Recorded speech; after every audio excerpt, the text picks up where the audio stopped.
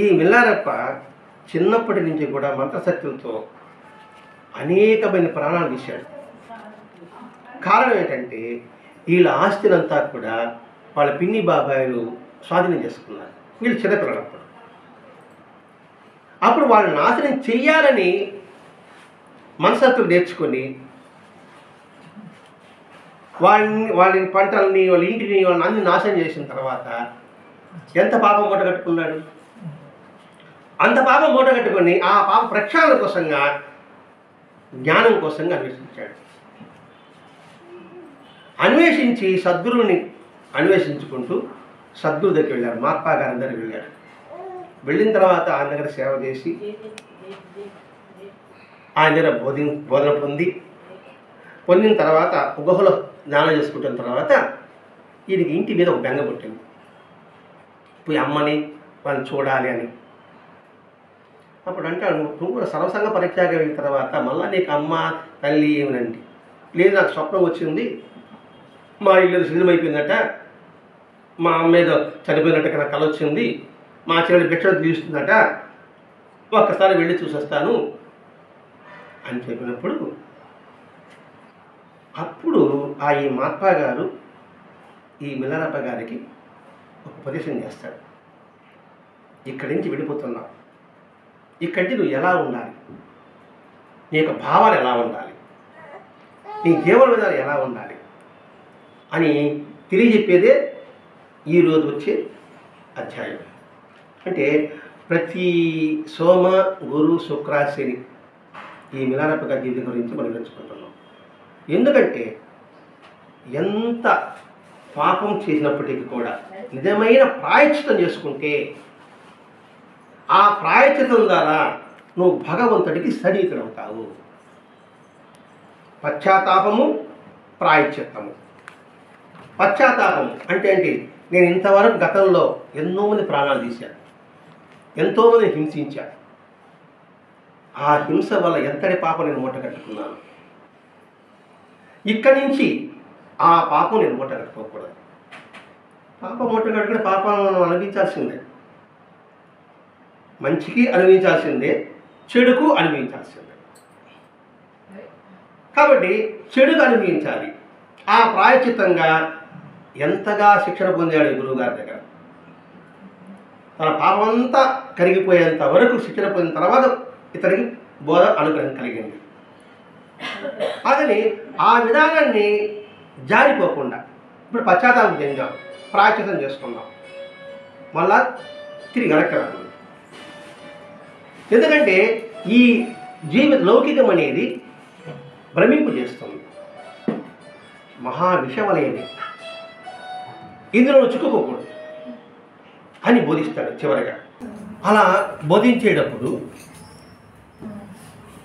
ఇంకా కొన్ని 9 సందేశాలు నీకు ఉన్నాయి.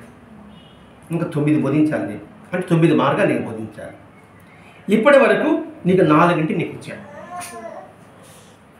మిగతా 5 సందేశాలు భారతదేశంలో ఉంది. అది నీకు నువ్వే అన్వేషించుకోవాలి. అంతవరకు నువ్వు నా దగ్గర ఉండు. ఏదైనా వెళ్ళిపోవాలనుకున్నా కదా, కొంతకాలం నా దగ్గర ఉండు. ఇంకా నీకు ఏమైనా నేర్పించేస్తూ ఉంటే నేను అన్నీ నేర్పిస్తా. నా యావశక్తిని నీకు దారిపోస్తున్నా, నా జ్ఞానానంతా కూడా నీకు అందిస్తున్నా. ఎందుకని? నీ ద్వారా 10 మందికి జ్ఞానోదయం కలుగుతుందని. ఆ విధానం కోసంగా ఈ మహాత్మా గారు ప్రతి ఒక్క విషయం కూడా ఆయనకు అందించాడు. అందించిన తర్వాత ఆయన పాట పాడుతూ సామాన్య జ్ఞానానికి, నిజమైన ఆధ్యాత్మిక జ్ఞానానికి తేడా చెప్పాడు. పాట రూపంలోనే సామాన్యమైన జ్ఞానం, మళ్ళా నిజమైన ఆధ్యాత్మిక జ్ఞానం. ఇక్కడ ప్రతి ఒక్క దానికి నిజమైన పదం వాడతాడు. అంటే అబద్ధమైన జ్ఞానం కూడా ఉంది, అబద్ధమైన సాధకుడు కూడా ఉన్నాడు, అబద్ధమైన జ్ఞాని ఉంటాడు. ఎందుకు నిజమైన పదం వాడుతుంటారు? పైన పటారం లోన్ నోటం సామెత వెంటనే ఉంటున్నావు. నువ్వు అలా ఉండవద్దు. లోపల ఎలా ఉన్నావు పైన అలాగే ఉన్నావు, పైన ఎలా ఉన్నావు లోపల అదే భావించు. బాగున్నావా అని అంటా నేను, పైకి బాగుండాలి లోపల ఉండాలి. లోపల మాత్రం ఆ భావం ఉండదు, పైకి మాత్రం బాగున్నావా అంటాం. అలా కపటంగా మాత్రం నటించకు. నువ్వు కపట సాధువులాగా ఉండద్దు. ఇది ఆర్థిక మనం లౌకికంగా మనం చేసుకోవాలండి. మనం ఈ సమాజంలో ఉన్నాం, ఈ కుటుంబంలో ఉన్నాం. ఉన్నప్పుడు మన భావాలు ఎలా మలుచుకోవాలి అంటే ఇటువంటి సాధనలు ఏదో గొప్ప భక్తులు అయిపోతామని కదండి. మన ఇంటిలో, మన సమాజంలో, మన మనసులో ఎటువంటి భావన కలిగి ఉండాలి అంటే ఏంటి? సంస్కరించుకోగలగాలి. సంస్కరించుకోకపోతే ఈ జీవితం వ్యర్థం. ఏం ఉపయోగం? భగవంతుడు ఆలోచించాడండి. నేను సంస్కరించుకోకపోతే ఏం ఉపయోగం ఉంటుంది? ఫలితం ఏముంటుంది అంటే ఇతర ప్రాణులకి నాకు తేడా లేదు. జంతువులకి, పక్షులకి, క్రిమికీటకాలకి దానికి దప్పిక ఉంది, దానికి నిద్ర ఉంది, దానికి భయం ఉంది, దానికి ఆకలి ఉంది. అవి మనకు కూడా ఉన్నాయి. మరి వాడికి లేదు, భగవంతుడు ఒకటి ఇచ్చాడు. ఉత్తమంగా ఆలోచించే విధానం ఒకటి ఇచ్చాడు. దాన్ని ఆలోచించాలి కదా అని చెప్తున్నాడు. ఇక్కడ చెప్తున్నాడు సామాన్య జ్ఞానానికి నిజమైన జ్ఞానానికి దాని తేడా ఉంటుంది. సామాన్య జ్ఞానం అంటే పైన పటారంగా ఉండడం, నిజమైన జ్ఞానం అంటే లోపల బయట ఒకటిగా ఉండడం. దాని వివరణ ఇచ్చాడు. కపట సాధువులు ఎలా ఉంటారు, నిజమైన సాధువులు ఎలా ఉంటారు అంటే ఇవంతా ఎందుకు? ఈ మన సంస్కరించుకోవడానికి ఉపయోగపడుతుంది. ఇలా చేసుకుంటూ లౌకికమైన సుఖ సంపదలను విడిచిపెట్టేవలసిందిగా ప్రబోధించాడు. లౌకిక సంపదలన్నీ కూడా అశాశ్వతం, ఏది శాశ్వతం కాదు. చెప్పాడు, అది వాడికి చెప్పాడు కదా. మన సంగతి ఏంటి? లౌకికాన్ని విడిచిపెట్టమన్నాడు, మనం వాడిని విడిచిపెట్టగలం? ఇక్కడ కూర్చుంటూ చెప్పుకుంటేనే ఇది ఆయనకే చెప్పాడు, ఆయన చెప్పి మనకే ఉపయోగం. అది ఇప్పుడు చెప్పుకున్నాం మనం. లౌకిక విడిచిపెట్టమని మిల్లారప్పకి చెప్పాడు, ఆయన చెప్తే మనకేం ఉపయోగం? ఇప్పుడు మనం వింటున్నామే, మనం ఎలా రిసీవ్ చేసుకోవాలి? దానికి మనుషులు వదిలిపెట్టలేరండి మనల్ని కూడా. మన సపరేట్ చేయలేదు వాళ్ళు. మీరు పనికి రారా అని చెప్పలేదు, మీరు కూడా పనికి వస్తారు సాధనకి. ఉన్న చోటనే ఉండి మీరు ముక్తి పొందడానికి అవకాశం ఉంది. మనం వెనక్కి వస్తున్నాం. లౌకిక సుఖాల సంపదని విడిచిపెట్టు అన్నాడు. ఇక్కడ విడిచిపెట్టడం అంటే బాహ్యంగా కాదు, లోపల మానసికంగా. ఎలా విడిచిపెడతాం? భార్య ఉంది, పిల్లలు ఉన్నారు, కుటుంబం ఉంది, స్నేహితులు ఉన్నారు, సమాజం ఉంది. ఇక్కడ విడిచిపెట్టడం అంటే వ్యామోహాన్ని విడిచిపెట్టు. ఆయన చెప్పింది లౌకిక సంపదలు విడిచిపెట్టమన్నాడు. మనం ఏమనుకోవాలి? వ్యామోహాన్ని విడిచిపెట్టాలి. ఎలా విడిచిపెడతాము అంటే ప్రతి ఒక్కటి ఇది నాకు భగవంతుడి యొక్క అనుగ్రహ ప్రసాదము అనుకుంటే అటాచ్మెంట్ ఉండదు. అర్థం కాదు, అడగండి మీరు. ప్రతి ఒక్కటి కూడా ఇది నాకు భగవంతుడి ప్రసాదం అనుకుంటే అటాచ్మెంట్ ఉండదు. లేదు, నాది అనుకుంటే అటాచ్మెంట్. ఈ సంపద నాకు భగవంతుడి అనుగ్రహం అన్నప్పుడు ఈ సంపద మీద వ్యామోహం లేదు. ఆ సంపద ప్రతి ఒక్కటి నాకు భగవంతుడు ఇచ్చిందనే భావనే ఉంటుంది. నీకెక్కడుంది? భగవంతుడి దగ్గర ఉందా, నా దగ్గర ఉందా? భగవంతుడి దగ్గర ఉంది. అది సాధన. అదేంటి? బాహ్యంగా ఉండు, కానీ ఆంతరికంగా మాత్రం ఇది నాది కాదు, నాకు భగవంతుడు ఇచ్చాడు. చక్కటి భార్యని ఇచ్చాడు, చక్కటి భర్తలు ఇచ్చాడు, నాకు భగవంతుడు ఇచ్చాడు. చక్కటి బిడ్డలు ఇచ్చాడు, భగవంతుడు ఇచ్చాడు. చక్కటి కార్లు ఇచ్చాడు, బంగ్లా ఇచ్చాడు, భగవంతుడు ఇచ్చాడు. నాకు 100 కోట్లు సంపాదన డబ్బు ఉంది, నాకు భగవంతుడు ఇచ్చాడు అన్నప్పుడు ఎక్కడుంది? మీరు కోట్ల మీద మీకు వ్యామోహం లేదు. భగవంతుడు నాకు ఇచ్చాడే భావం ఉంది, ప్రసాదం అనే భావం ఉంటుంది. ఆ ప్రసాదం ఎలా చూసుకుంటాం మనం? అది వారి యొక్క అనుగ్రహ రూపంగా చూసుకుంటాం. ఇప్పుడు ఇక్కడ పెట్టామండి, మీరు వచ్చిన పండు పెడుతున్నాము. ఇంతకుముందు ఇది అరటిపండి, ఇక్కడ పెట్టి వస్తారు ఏమంటారు మీరు? అరటిపండు అంటారా? ప్రసాదం అంటున్నారు. భావం మారిందా లేదా? ఇంతకుముందు అరటిపండు అంటే మీరు ఒక్కడే తింటారు, ప్రసాదం అంటే అందరికీ పెడుతున్నారు అంటే పెడతాను కదండి. ఆ భావాన్ని పెంచుకోవడమే విడిచిపెట్టడం అంటే. అండి విడిచిపెట్టడం అంటే అన్ని కొద్దిసేసి వెళ్ళిపోమని చెప్పు కాదు. ఎందుకంటే సన్యాసి కన్నా, బ్రహ్మచారి కన్నా గృహస్థే గొప్ప. ఇది నా మాట కాదండి, గులమూడి వెంకటేశ్వర విన్నారు మా పేరు ఇప్పుడు ఆయన చెప్పిన మాట. సన్యాసి గారి గృహస్థులు గొప్పవాడే అన్నాడు. ఎలా గొప్ప స్వామి అక్కడ తెలాలి కదండి. ఆయన చెప్పి సరిపోయింది, ఎట్లా నమ్ముతాము? నేను మీ ఇంటికి వచ్చా, ఎవరు వెంకటేశ్వర భిక్ష వెళ్ళేవాడు కదా. భిక్ష వెళ్ళినప్పుడు వెంకటేశ్వర చెయ్యి ఎక్కడుంది, ఇచ్చేవాడు చెయ్యి ఎక్కడుంది?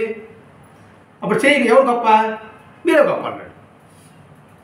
అర్థమైందమ్మా?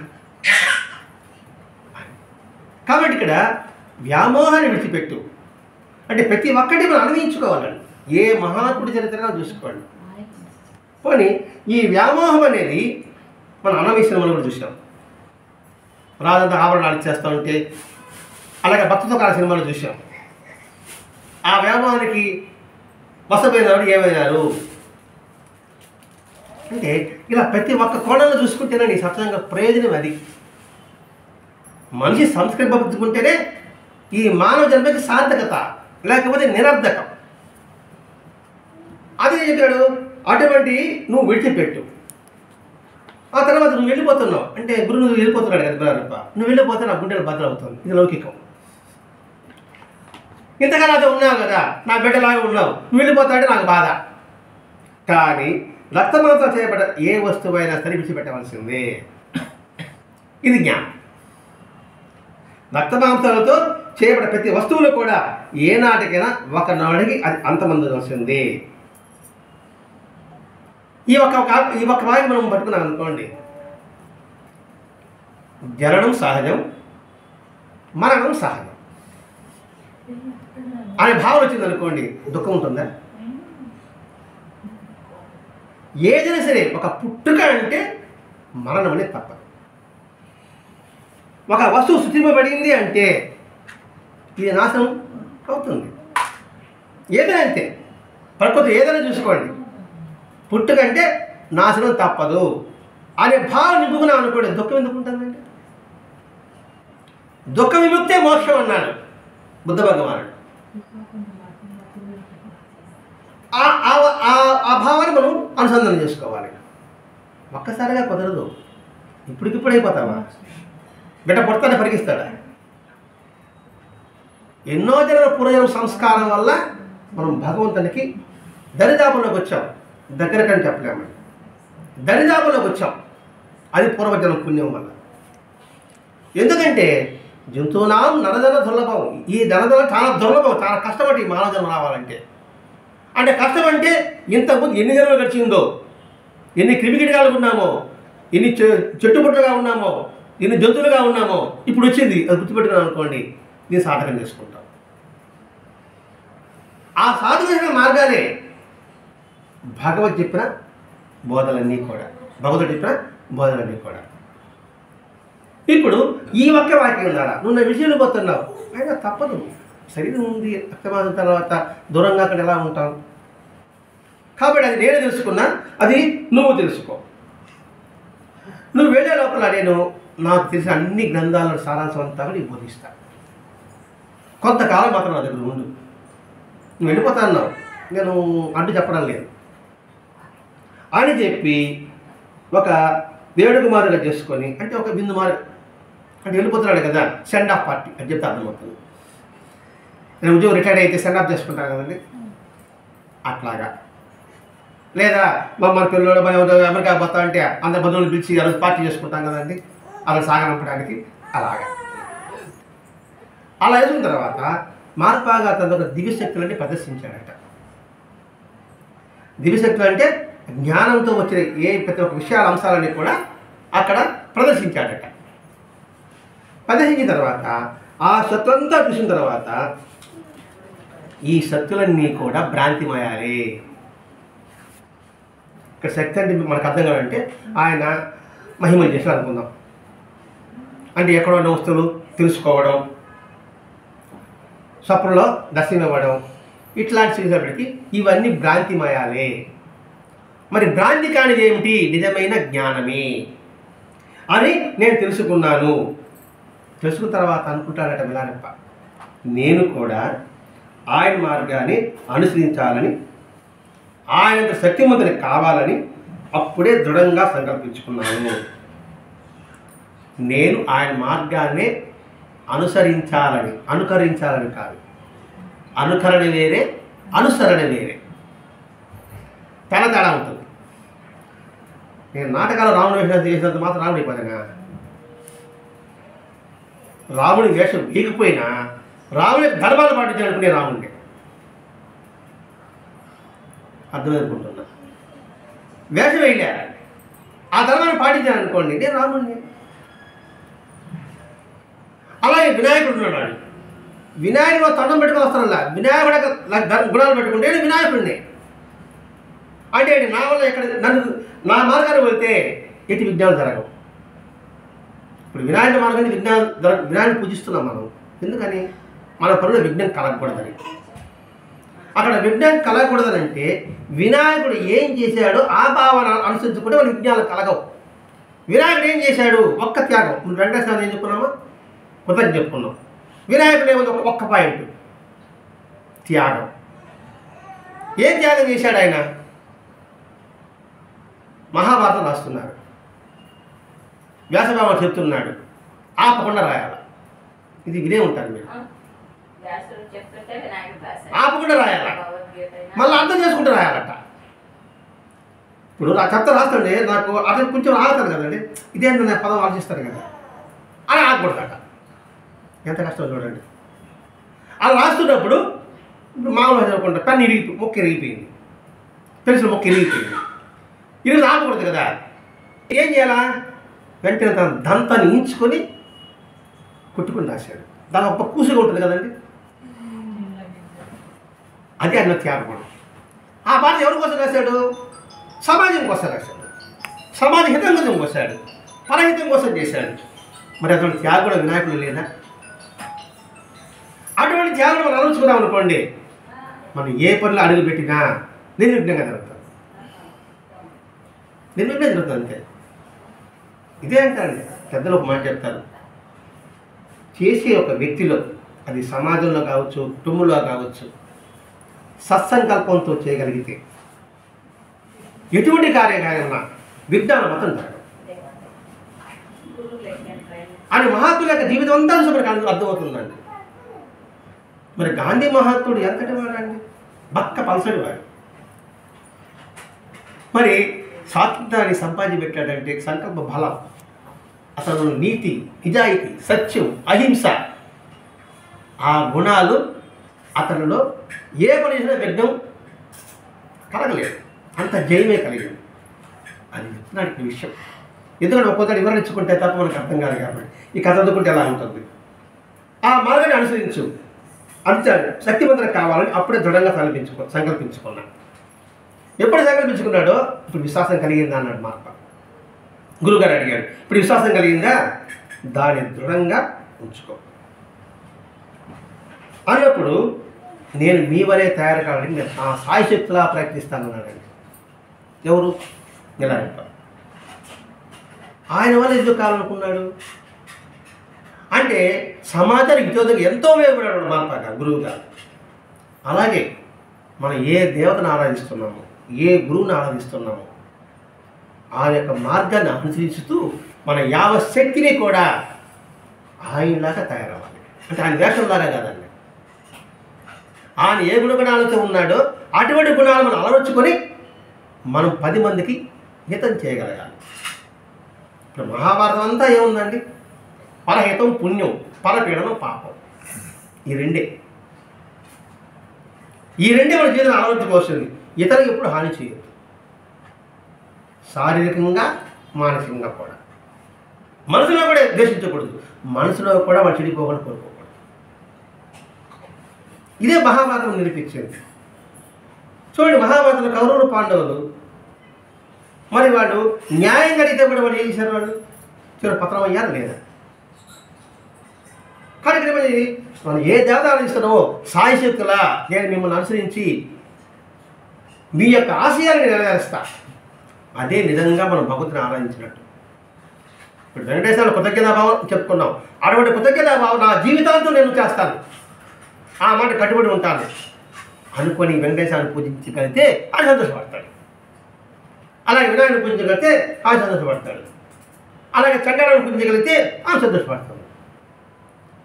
ప్రతి ఒక్క దేవతలో కూడా ఎన్నో సుగుణాలు ఉంటాయి. ఎన్ని సుగుణం, ఒక్క సుగుణం మనం అనుసరించే సుగుణం, అవకాశం ఉండే సుగుణం, మనం చేయగల సుగుణం ఒకటి ఉంటుంది. దాన్ని తీసుకున్నా చాలు మన ధన్యం. అందులో నేను సాయశక్తిలా నేను ప్రయత్నిస్తా. ఈ లోకమంతా భ్రాంతిమయమైంది అని నేను గ్రహించాను. ఇంకా నన్ను ఎవడూ కదిలించలేడు. విషయం తెలుసుకున్న తర్వాత ఎన్ని ప్రలోభాలు వచ్చినా నేను లొంగను. విషయం తెలియడం లొంగిపోతాడు. ఎందుకంటే అవన్నీ కూడా అశాశ్వతం అనుకున్నవాడు లొంగిపోతాడు. కాదు, శాశ్వతం ఒకటి ఉంది. అది అశాశ్వతం అనుకుంటే లొంగేదానికి అవకాశం ఉండదు. ఆ శాశ్వతం కూడా లొంగిపోతాడు. ఏది ప్రలోభాలు. అశాశ్వతం అనుకున్నవాడు లొంగడు. దీనికి ఎవరు ఉదాహరణ అంటే హనుమంతుడు. ఎందుకంటే ఒకటి ఉదాహరణ అర్థమవుతుందండి. హనుమంతుడు సీతాన్వేషణకి వెళ్ళాడు కదండి. వెళ్తుంటే దారిలో మైనాకుడు, ఈయనే ఉంటారు పేరు. అలసిపోతావారా, రెస్ట్ తీసుకోరా అంటాడు. రెస్ట్ తీసుకున్నాడా? అలాగే సురస ఎవరొక రాక్షసి, మరి వాళ్ళందరూ దాటుకుని లక్ష్యం ఛేదించుకుని సాధించాడా లేదా అని ఆ ప్రలోభాలు లొంగలే. అలాగే మన జీవితంలో కూడా అనేక ప్రలోభాలు కలుగుతూ ఉంటాయి. వాటికి నువ్వు లొంగొద్దు.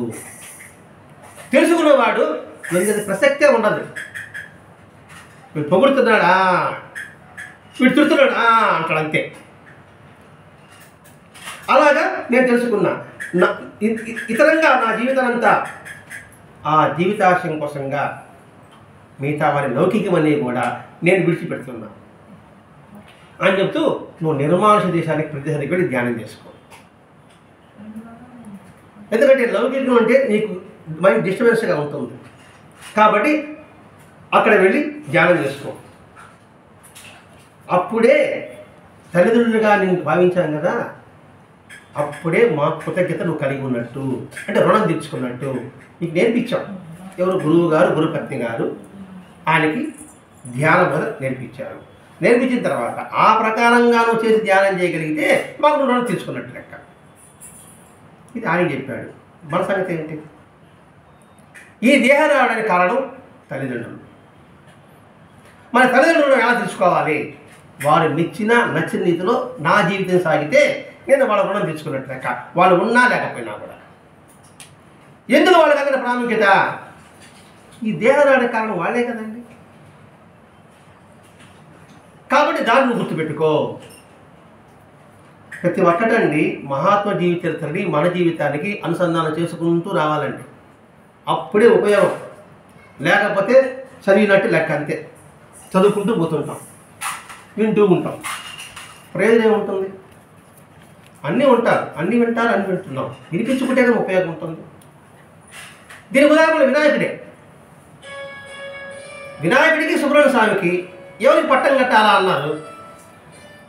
ఎవరికి భూప్రపంచ విషయాన్ని చుట్టుకుని వస్తారో వాళ్ళకి పట్టం కట్టాలని చెప్పారు. మరి వినాయకుడు ఏం చేశాడు? సుబ్రహ్మణ్య స్వామి చేశాడు. అందరికి తెలిసిందే కదండి. అందుకని ఈ విషయమంతా తల్లిదండ్రుల యొక్క స్వరూపమే అని ప్రదర్శన చేశాడు. పట్టం కట్టించుకున్నాడు.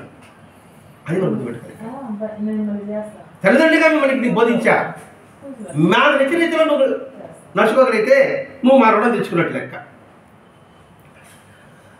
విశ్వంలో సర్వ జీవరాశులకి దివ్యమైన శ్రేయస్సు కలగడానికి నువ్వు దోహదం చేసినప్పుడు అవుతావు.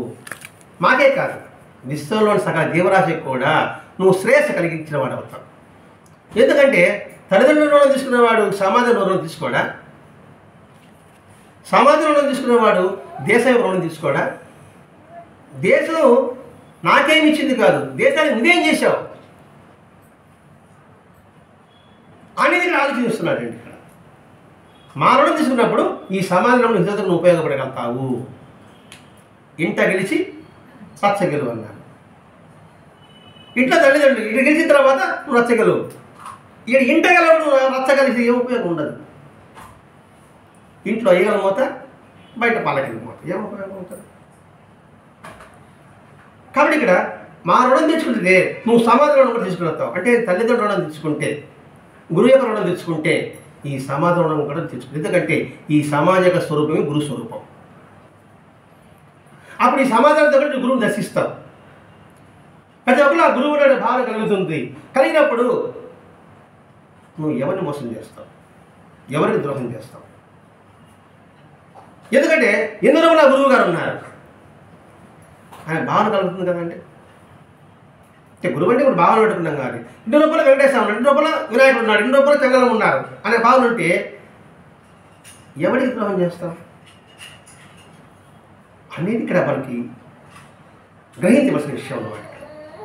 అందుకని ఇక్కడ అలా కాకుండా భక్తి విశ్వాసం లోపిస్తే నువ్వు కర్మలు ఏర్పరచుకుంటావు, జాగ్రత్త అన్నాడు.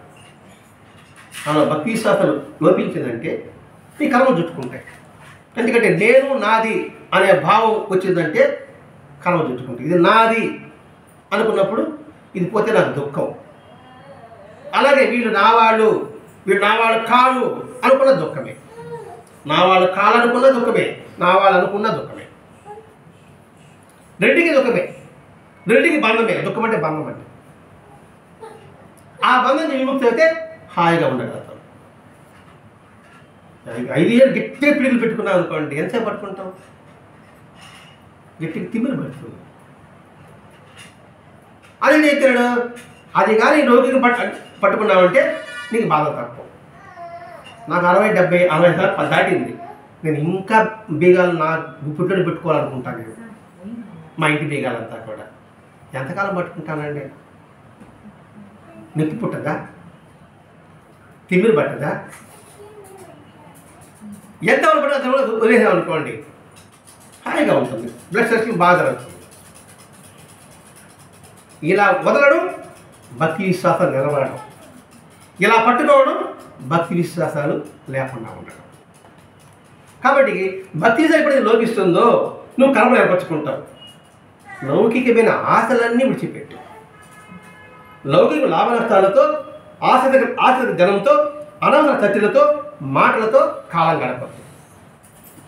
అనవసరమైన మాట ఈ ఒక్కలని పట్టుకుంటాం మనం. అనవసరమైన చర్చలు, అనవసరమైన మాటలతో గడపద్దు. గడిపితే ఏమిటి? ఏమొస్తుంది? మన శక్తి క్షీణిస్తుంది. అంతే కదా. అనవసరంగా మాట్లాడాము, మనకు అవసరం కూడా ఆ విషయాలు. మరి ఎందుకు? మనం మామూలుగా మీరేం చేస్తారు, నేను చేస్తానండి. మా ఇంట్లో గొడవ జరుగుతూ ఉంటుంది, టీవీ సౌండ్ ఎక్కువ పెట్టుకుంటా. పక్కింట్లో గొడవ జరుగుతూ ఉంటుంది, టీవీ సీట్ ఆపేస్తాం. అర్థమైందని భావిస్తాం. మా ఇంటి సంగతి చెప్పారండి. ఏమైనా ఉపయోగమా? అనవసరంగా మాట్లాడుతూ ఉంటా. ఎంత ఎనర్జీ వేస్ట్ అవుతుందండి. ఇప్పుడు నేను మాట్లాడుతున్నాను, ఒక గంట సేపు మాట్లాడుతున్నాను. దీనివల్ల ఎనర్జీ ఖర్చు అవుతుంది. దీనివల్ల ఫలితం ఉంటే ఖర్చు అయినా ఇబ్బంది లేదు. ఫలితం అంటే ఈ గంట సత్సంగంలో ఒక్క వాక్యం గుర్తుపెట్టుకున్నా కూడా ఫలితం వచ్చినట్టే కదండి. అలా కాకుండా ఈ ఒక్క గంట సేపు అనవసరంగా మాట్లాడాలనుకోండి, ఎనర్జీ ఖర్చయింది, ఏదో ఫలితం ఉందా? నా విషయం చెప్పుకున్నాను అనుకోండి, నేను ఇటు చేశాను, అటు చేశాను, నాకు దివ్యశక్తులు ఉన్నా, నా బాబా కనపడ్డాడు, ఇది చెప్పుకుంటా కూర్చున్నాను అనుకోండి, మీకేమో ఉపయోగమా? నేను పుస్తకాలు చదివానండి, అనే శ్లోకాలు చదివానండి, ఒప్ప చెప్తారండి అని ఒప్ప చెప్పారనుకోండి, మీకేమో ఉపయోగమా? నేను చెప్పిన మాట వల్ల ఒక్క వాక్యం వలన మీ మనసు హత్తుకొని అది గుర్తుండి మీరు ఆత్మీయత ఉపయోగపడుతుంది. అది ఇక్కడ చెప్తున్నాడు. అనవసరంగా మాట్లాడదు. ఇదే కదండి చైతన్య మహాప్రభు అది చెప్తాడండి. చైతన్య మహాప్రభు పూరికి వచ్చినప్పుడు ఒకసారట రఘునాథుడు అని శిష్యుడు చెప్తాడు, వ్యర్థమైన విషయాల పట్ల నువ్వు ఆసక్తి చూపకు, దాన్ని వినకు, దానిలో నువ్వు కలిసి ఉండకు అని 3 వాక్యాలు చెప్తాడండి. అహంకారాన్ని విడిచి నిరంతరము అందరిలో భక్తత్వాన్ని దర్శించు. 3వది కృష్ణనామాన్ని జపిస్తూ భగవన్నామాన్ని స్మరిస్తూ రాధాకృష్ణ యొక్క స్వరూపాన్ని హృదయంలో నింపుకో. 4-5 వాక్యాలు చెప్తాడండి. అది ఏదో 3 గుర్తొచ్చాయి. మా చైతన్య ప్రభావం చెప్పిన కూడా అదే. ప్రతి ఒక్కరు చెప్పేది అదండి. ఎందుకంటే అనవసరమైన చేసుకోవడం వల్ల వృధా సమయం, కాలం ఎంతో విలువైనది. కాబట్టి నువ్వు అటువంటి జోలికి వెళ్ళద్దు. ఇక్కడ చెప్పే సందేశాలని ఏదో ఒక మిల్లారప్పకి అనే భావన కాదండి. ఇక్కడ మనం అందరం అనిపించుకోవాలి. ఇక్కడ సమర్థంగా నీ సమయానంతటి ధ్యానానికి వినియోగించు. ఇక్కడ ధ్యానము అంటే నిరంతరము ఎరుగుతో జీవించి ఉండని అర్థం అండి. ధ్యానం అంటే మన కళ్ళు మూసుకొని జపమాలు చెప్పుకోవడం అనే భావన మనం ఉంటున్నాం. ఇక్కడ ఏమంటున్నాడు? సమర్థంగా నీ సమయమంతటిని ఎరుగుతో కలిగి ఉండు. అంటే లివ్ ఇన్ ప్రజెంట్, వర్తమానంలో నీ ఉండు. పాస్ట్ ఉండవద్దు, ఫ్యూచర్లో ఉండద్దు. ఎందుకంటే పాత న్యూస్ పేపర్ చదివే ఉపయోగం ఉంటుంది. ఫ్యూచర్ ఒక మిస్టరీ, ఏదో మనకే తెలియదు. ప్రజెంట్ విక్టరీ, ఇప్పుడు ఏం చేస్తున్నాం ఇప్పుడే ఫలితం వస్తుంది మనకి. కాబట్టి ప్రజెంట్లో ఉండు, వ్యర్థంగా మాత్రం కాలం గడపదు. నీ సమయాంతటి కూడా ఎరుగుతూనే జీవించు అని ఇవి చెప్పుకుంటూ వచ్చాడండి. ఇవి చెప్పుకుంటూ వస్తే ఇక ఆ గురువుగారి వారికి దుఃఖం పెళ్ళుబుకింది. భవిష్యత్తులో జరిగే సంఘటనలు చెప్తున్నాడు గురువుగారు. ఇంకా పాట ఒకటి చెప్తున్నాడు, అది గ్రహించాడు. అయిన తర్వాత నీకు జీవితంలో చాలా కష్టాలు కలుగుతాయి. అటువంటి కలిగినప్పుడు అని ఒక చీటి ఒకటి రాయించాడు. అప్పుడు దీన్ని చూసి చదువుకో అంటే ఒక సీలు వేసి పెట్టెలో ఒక కాగితం ఇచ్చాడు. మిగతా అప్పుడు మాత్రం దాన్ని చూడవద్దు. అంత అయిన తర్వాత రాత్రి అయింది. తండ్రి కొడుకుల్లాగా మన ఇద్దరము ఒకే దగ్గర పక్కన పడుకుంటాం. అంటే ఏంటి? ఇంక వదిలి వెళ్ళిపోతున్నావు, నాలో ఒక భాగం వెళ్ళిపోతుంది, మన ఇద్దరం కలిసి పడుకుంటాం, కలిసి పెట్టుకుని మాట్లాడుకుంటాం. అంటూ పడుకున్నారు. ఏం మాట్లాడుకోలేదు. ఇది పడుకున్నారే కానీ ఏం మాట్లాడుకోలే. అంటే మౌనంగానే బోధ చేశాడు. ఆ అబ్బాయి మౌనం గ్రహించాడు. లోపల పైకి మాత్రం దుఃఖిస్తున్నట్టుగా ఉన్నారు. అయ్యో వెళ్ళిపోతున్నారని ఈ మిల్లర పాలన బాధపడడం, ఈయన మా పక్కన బాధపడడం. ఆ పక్కనే వాళ్ళది తల్లి కూడా అంటే గురువు గారి యొక్క ధర్మపత్ని కూడా బాధపడుతూ ఉండడం. అన్నప్పుడు గురువుగారు అంటారు, వీడు ఎక్కడికి పోతాడు, ఎందుకు ఎడస్తాడు? మన దగ్గర ఆధ్యాత్మికం ఉన్నాడు, ఆ జ్ఞానాన్ని పొంది 10 మందికి పంచడానికి పోతున్నాడు, నువ్వెందుకు ఏడవడం? సమాజానికి ఎందుకు ఉపయోగపడుతున్నాడు కదా, నువ్వెందుకు బాధపడడం అని భార్యను ఓదార్చొచ్చాడు. అంటే ఏంటి? అతడు జ్ఞానాన్ని పంచుతాడని గురువు గారికి స్పష్టంగా తెలుసు. ఇప్పుడు మంచి పని చేస్తాడంటే మనం ఎందుకు బాధపడేది అన్నప్పుడు ఆమెటుంది, మీరు చెప్పింది నిజమేనండి, నా కొడుకు చనిపోయాడు, వీడే నా కొడుకు అనుకున్నాను, మరి నాకు బాధ ఉండదా అని ఆమె దుఃఖితమైనప్పుడు అవన్నీ కూడా అశాశ్వతనమ్మా, వాళ్ళు సమాధానం ఉద్ధరించలేకపోతున్నాడు. ఇప్పుడు చూడండి, సోల్జర్కి చేస్తారు కదండి సైనికులుగా, వెళ్ళినప్పుడు బాధపడే వాళ్ళు ఎక్కువ మంది ఉంటారు. కానీ అవగాహనలోడు అక్కడే పోతున్నాడు, దేశాన్ని రక్షించుకోవాల్సి పోతున్నాడు. అంతకన్నా మనకి ఇంకేం కావాలి అంటే దేశం రక్షించడానికి పోతున్నారు అన్నప్పుడు బాధపడే అవసరం లేదట. ఎందుకనే ఈ ప్రశ్న వచ్చింది. అప్పుడు భరద్వాజ నాకు ఒక మాట చెప్తాడండి, ఎందుకు వాళ్ళు ఆడ ప్రాణం దిగినప్పటికీ వాళ్ళకి ఏం కలుగుతుంది అన్నప్పుడు ధ్యానము, యోగము, తపస్సు, మూలాధారం ఇవి చేస్తుంటారు కదండి. హఠయోగం అంటే మూలాధారం శాస్త్రాల వరకు యోగం చేస్తారు కదండి. ఈ శాస్త్రాన్ని చీల్చుకొని ప్రాణం పోతే వాళ్ళు ముక్తి పొందారంటారండి. అలా చేసి ముక్తి పొందుతారు కదా, వాళ్ళకి ఎటువంటి పుణ్యం వస్తుందో అక్కడ దేశ రక్షణలో వాళ్ళ ప్రాణాలను కోల్పోతే వాళ్ళకి అంతటి పుణ్యం వస్తుందని చెప్పాడండి. అంటే దిద్దుడు ఎంత అర్థం ఉందో. అలాగే ఇతను సమాజంలో పోతున్నాడు, నువ్వెందుకు బాధపడడం? ఎంతోమంది ఉత్తరగానికి కారణం అవుతున్నాడు. ఇప్పుడు సిపాయి చనిపోతే వాళ్ళ తండ్రులకి ఎంత పేరు ఉంటుందండి, వాళ్ళ కుటుంబీకులకి ఎంత పేరు ఉంటుందండి, ఎంత గౌరవంగా వాడిని గౌరవిస్తారండి. కాబట్టి నువ్వు బాధపడవద్దు, వాడు ఎక్కడికి పోతున్నాడు అని చెప్పి ఏడడానికి ఏమీ లేదు అని చెప్పారు. సరే, వీళ్ళందరూ బయలుదేరారు సాగనంపడానికి. బయలుదేరిన తర్వాత ఒక పెద్ద గుట్ట మీదకి వెళ్ళారు. అంటే అడంత అడుగులు కదండి, రాళ్ళ ప్రదేశంలో.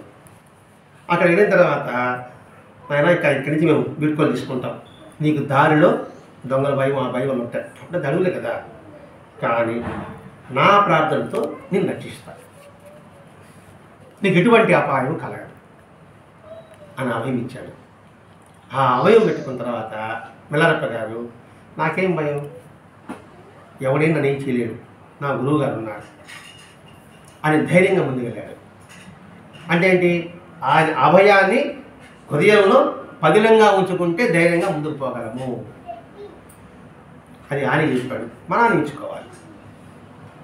భగవంతుడు నా వెంటే ఉన్నాడు అని దృఢంగా ఉండగలిగిన వాడు మాత్రమే ఆనందంగా ఉండగలడు. కాసేపు ఉండి కాసేపు పోతే దుఃఖమే.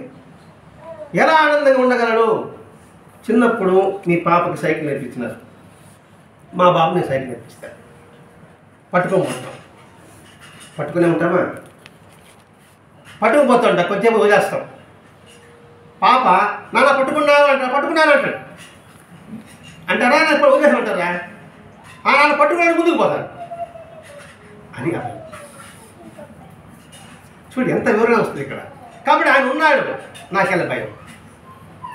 చింత ఏలా మనకు, రాముడు మన చెంత నుండి వరకు అని రామదాస్ పాడలేదా? ఆయన చెంత నుండి మనకి ఎందుకు చింత? కాబట్టి నా గురువు గారు ఉన్నారు, ఎటువంటి దొంగ భయం ఉన్నా, ఎటువంటి ఇబ్బందులు వచ్చినా నాకు ఏమి భయం లేదు అని ముందుకు పోతున్నాడు. ఆ తర్వాత వీళ్ళు అనేక శ్లోకాలు పాడుతూ సాగనపోయిన తర్వాత కనుమయ్యారు అరుగ కొరకు వెనక్కి చూస్తూనే పోతున్నాడు ఈ మిలారెప్ప. చివరి కనుచూపు కనుమయ్యేంత వరకు వాడిని చూసి తిరిగాడు.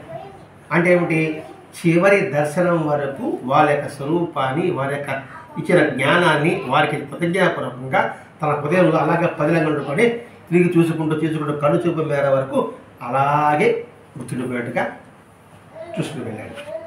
వెళ్ళిన తర్వాత ఒక మాట చెప్తాడు, నువ్వు దారి వెళుతున్నావు, గోపుడని ఒకడు ఉన్నాడు, అతని దగ్గర కొన్ని పాఠాలు నీకు తెలిసింది ఆయన తెలిసింది చర్చించుకోండి. ఎక్కడా కూడా 3 రోజుల నుంచి ఉండదు. అంటే వాడి సన్యాసి అనేవాడు ఎక్కడా కూడా ఒక ప్రదేశంలో నివాసం ఉండకూడదు. సన్యాసుల లక్షణాలు అవి. చెట్టు కిందనో దేవాలయంలోనో వాడు ఉండాలి. ఎక్కడా కూడా గృహస్థుల ఇంట్లో ఉండకూడదు. అది సన్యాసి ధర్మం. అది గుర్తు చేస్తున్నాడు. నువ్వు అక్కడికి వెళ్ళినప్పుడు కూడా సరే 3 రోజుల పైన అక్కడ ఉండద్దు. నువ్వు నన్ను విడిచి వెళ్ళిపోతే బాధవద్దు. పై లోకాలు మనం ఇద్దరం కలుసుకుంటాం. మనతో కలుసుకుంటాం. కాబట్టి నేను విడిచి వెళ్ళిపోయిన బాధ మాత్రం నువ్వు బాధపడద్దు అని ఇద్దరు సమాధానించుకుంటూ కూర్చున్నారు. గోపురానికి వెళ్ళిన తర్వాత ఆ పుస్తకాలు వేసుకొని ఇద్దరు చర్చించుకున్నారు. ఎందుకు గోపురం దగ్గరికి వెళ్ళమన్నాడు అంటే, మనకు తెలిసిన జ్ఞానం మనకే అంత తెలిసిన భ్రాంతిలో ఉంటాం కాదు, దాని సద్గోష్ఠి చర్చించుకో. నా జ్ఞానంలో పొరపాటు ఉండొచ్చు, నీ జ్ఞానంలో తెలివి ఉండొచ్చు, లేదా నీ జ్ఞానం పొరపాటు ఉండొచ్చు, నా జ్ఞానం తెలివి ఉండొచ్చు. అంటే పరస్పరము చర్చించుకుంటే సంశయాలు విడిపోతాయి. అందుకు సద్గోష్ఠి అంటారండి. మనకు తెలిసిన విషయాల్ని తెలియపరచడం, తెలియని విషయాల్ని తెలుసుకోవడం, అదే సత్సంగం. అదే మాస్టర్ గారికి ఇవ్వడం ఏర్పరిచాడు. నీకు తెలిసిందని చెప్పు, తెలియంది తెలుసుకో. అందుకు మిమ్మల్ని ప్రశ్నించుకుంటా ఉంటుంది నేను, ఇది వాస్తవమా అవునా కాదా అనే విషయంతో. అలా ఈ గోప్యం అంత ఉన్న తర్వాత గురువుగారు ముఖతః ఏమి ఉపదేశాలు పొందాడో గోగ్డన్ కన్నా కూడా నాకే ఎక్కువ బోధించున్నాడు ఆయన. దాన్ని ఇది చర్చించుకున్నారు. చర్చించుకొని అక్కడి నుంచి వాళ్ళ ఇంటికి ప్రయాణం చేయసాగాడు. ఇది ఈరోజు ఆయన అన్వేషణలో భాగం. అలా చేయడం వల్ల ఇది ఎలా చేయడం వల్ల, సద్గోష్ఠి చేయడం వల్ల నాలో ఎంత పురోగతి ఉంది, ఎంత తిరోగతి ఉంది అని తెలుసుకున్నాను. చివరిగా ఆ వాక్యం రాశాడు. ఆయన 3 రోజుల్లో నాలో పురోగతి ఏముంది, తిరోగతి ఏముంది, 2 తెలుసుకున్నాను. నేను ఎదిగానా, పడిపోయాను. అది ఆత్మపరిచయం. అది ప్రతి ఒక్కరు చేసుకోవాల్సిందే. నేను సాధన చేస్తున్నాను అని చెప్పుకోవడం కాదండి. నేను సాధన చేస్తున్నా, ఈ సాధనలో ఎక్కడ లోపం ఉంది, ఎక్కడ మేలు ఉంది. మేలుంటే పెంచుకో, లోపం ఉంటే సరిచూసుకో. అలాంటి ఒకే వారిని పొద్దునే ఇది నేను పోయే వారనే కరెక్టు వాళ్ళు సమర్థించుకుంటూ పోకూడదు. అందుకు చర్చ. నేను ఒకే వారిని అంటున్నాను, నేను నీరు వచ్చా ఈ మార్గం తప్పురా ఆలోచించు అని మీరు చెప్పారనుకోండి, నేను ఆలోచించాలా? అలాంటి విధంగా వాదిస్తా, లేదని నేను చెప్పింది కరెక్ట్ అండి అంటే పతనమైంది నేనే. మీరేం చెప్పారు మంచి, నేను వినలేను. ఇక్కడ ఏమిటి, నా పురోగతి ఏమిటో నా తిరోగతి ఏమిటో నేను తెలుసుకున్నాను ఈ మూడు రోజుల్లో అని మిలారప్ప గారు అన్నారంటే ఇంకా మనం దాన్ని ఎలా అందించుకోవాలి? సహజంగా అందించుకోవాలండి. ఇంట్లో కూడా అనుకోండి, ఇద్దరు మాట్లాడమని వచ్చింది అనుకోండి, చర్చించుకోవాలి. నువ్వు చెప్పింది కరెక్టా నేను చెప్పింది కరెక్టా అని ఆలోచించుకోవాలి. అలాగే ఉంటే నేను చెప్పింది కరెక్ట్ నేను అంటాను, మీరు చెప్పింది మీరు అంటారు. అక్కడేమవుతాము, దూరం అవుతాం. మనుషులు కాదు మనసులు కూడా దూరం అవుతాయి. అందుకని ఎవరు చెప్పినా వినాలి. వినదగు ఎవరు చెప్పినా అనే పద్యం కూడా ఉంటుంది కదండి. పిల్లవాడు కావచ్చు పెద్దవాడు కావచ్చు. ఈ మొత్తం ఈరోజు సారాంశం ఏమిటి? ఈ మిలారప్ప చరిత్రలో ఈరోజు మిలారప్ప మార్పా గారు ఇచ్చిన సందేశం ఏమిటి అంటే, ఆయన నిర్మానుష్యంగా ధ్యానం చేయన్నాడు, అనవసరమైన మాటలు మాట్లాడద్దు అన్నాడు, నువ్వు నేను పైలో కలుసుకుంటామన్నాడు, ఒక శిష్యుడికి సద్గోష్ చేయమన్నాడు. ఇవన్నీ పక్కన పెట్టేసి మనకు అనుసరించదగిన ఒకటి ఒప్పుకుంటాం. అనవసరమైన వాటిలో జోక్యం చేసుకోకుండా ఉన్నాడు, అనవసర విషయాలు మాట్లాడుతూ ఉన్నాడు, ఎదుటి వారి హితాన్ని కోరడం. ఈ మూడు అలవర్చుకున్న ఈరోజు మనం వివరించుకున్న దాంట్లో మన జరుగుతుంది. అంటే దీనికి మూలం ఏంటి? గురువు చెప్పింది పూర్తిగా అవగాహన చేసుకో. బాహ్యంగా యాంత్రికంగా ఆయన గౌరవించడం కాదు, ఆయన మాటకు గౌరవి, అప్పుడు నిజంగా ఆయన గౌరవించినట్టు.